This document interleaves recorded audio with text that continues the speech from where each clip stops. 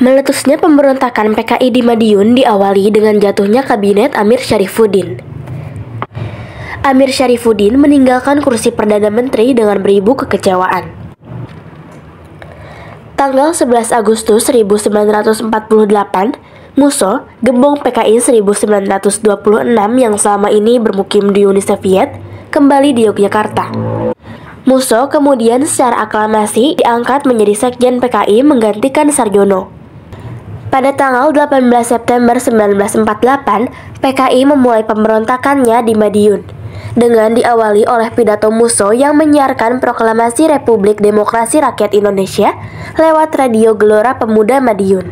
Dalam konferensi tanggal 26-27, Musso menyampaikan pidato yang diberi judul Jalan Baru untuk Indonesia, dengan mengajukan tuntutan-tuntutan politik dan hubungan luar negeri. Kaum komunis menuntut kemerdekaan penuh 100%. Untuk itu, kepemimpinan nasional harus diserahkan ke tangan komunis sebagai partai buruh yang terbesar. Pidato itu disambut oleh Sumarsono dengan "Dari Madiun dimulai kemenangan". Maka berkecamuklah perang saudara di Madiun yang berakhir dengan hancurnya tenaga-tenaga militer PKI. Ribuan korban keganasan PKI di mana-mana menjadi saksi bahwa PKI memang tidak mengenal ampun bila lawan-lawannya tertangkap. Namun, PKI mengklaim apa yang dilakukan di Madiun merupakan bagian dari membela diri. Sumarsono menyebutkan pemerintah berencana menghabisi kaum kiri sesuai dengan Red Devil Proposal. Untuk mengatasi pemberontakan PKI di Madiun, Sudirman mengutus Letnan Kolonel Soeharto agar membujuk Musso, tetapi tidak berhasil. Selanjutnya, Panglima Besar Sudirman pada 20 September 1948 melalui Dewan Siasat Militer mengeluarkan petunjuk strategis untuk merebut Madiun dalam waktu secepat mungkin. Menurut pemerintah RI, pihak Belanda akan melakukan intervensi bila pemberontakan itu tidak segera ditumpas. Kepala Staf Markas Besar Angkatan Perang RI, Kolonel A.H. Nasution bersedia merebut Madiun dalam waktu 2 minggu.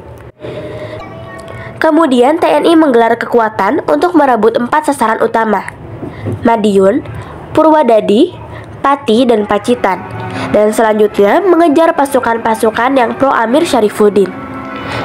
Maka, sebanyak 5 batalion Siliwangi, ditambah 1 batalion Panembahan Senopati, serta kompi gabungan Laskar Hizbullah dan Barisan Banteng, diperintahkan untuk merebut Madiun dalam waktu 7 hari.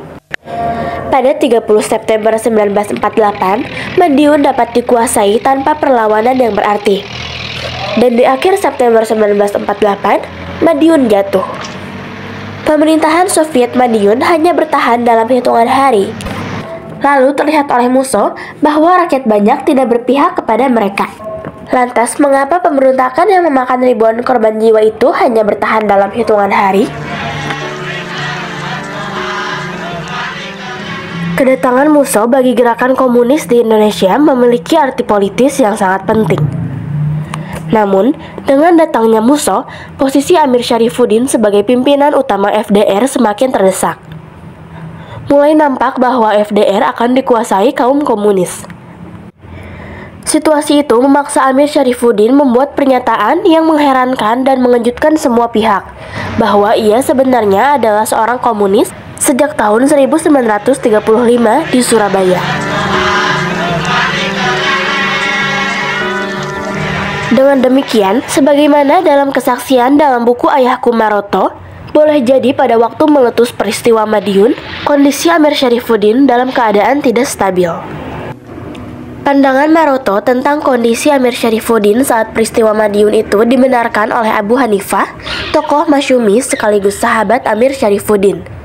Dalam Revolusi Memakan Anaknya Sendiri, Tragedi Amir Syarifuddin, Abu Hanifah menulis bahwa menjelang peristiwa Madiun itu, ia melihat Amir terus-menerus dalam ketegangan, tensi tinggi. Ia menduga Amir merasa dalam tekanan.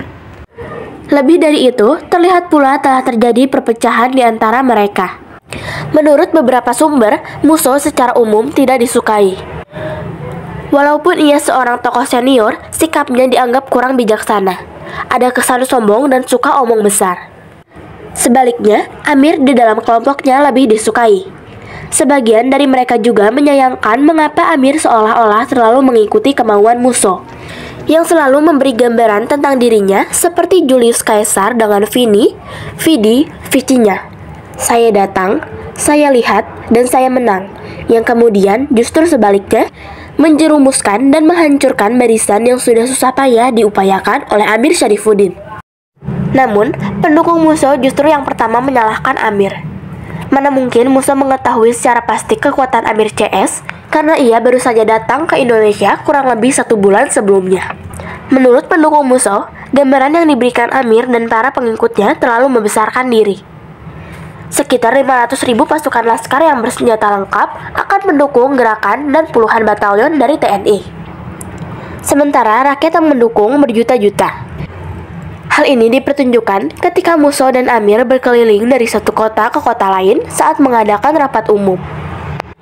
Padahal yang hadir ke rapat umum itu bukan hanya pendukung mereka saja, tetapi juga rakyat dari berbagai kalangan, karena memang tema rapat umum itu adalah penggalangan kekuatan melawan Belanda. Ketika Musso mengetahui keadaan yang sebenarnya, ia memaki-maki orang-orang di sekeliling Amir yang disebutnya sebagai cecunguk-cecunguk yang tidak berguna. Tetapi sebaliknya, pengikut Amir juga menyalahkan teori Musso yang selalu menyebut cukup dengan kekuatan 30% untuk melakukan gerakan. Menurut Musso, di suatu negara cukup dengan kekuatan bersenjata sebesar 30% saja, komunis akan dapat mengambil alih kekuasaan. Ini dibuktikan di negara-negara Eropa Timur. Ketika banyak hal yang disampaikan Musso tidak terbukti, maka Musso ditinggalkan oleh kelompok besar Amir Syarifuddin. Gambaran terjadinya perpecahan itu semakin terbukti ketika Musso ditangkap di sekitar Pacitan. Ia sendirian tanpa pengawalan atau tanpa pasukan yang kuat.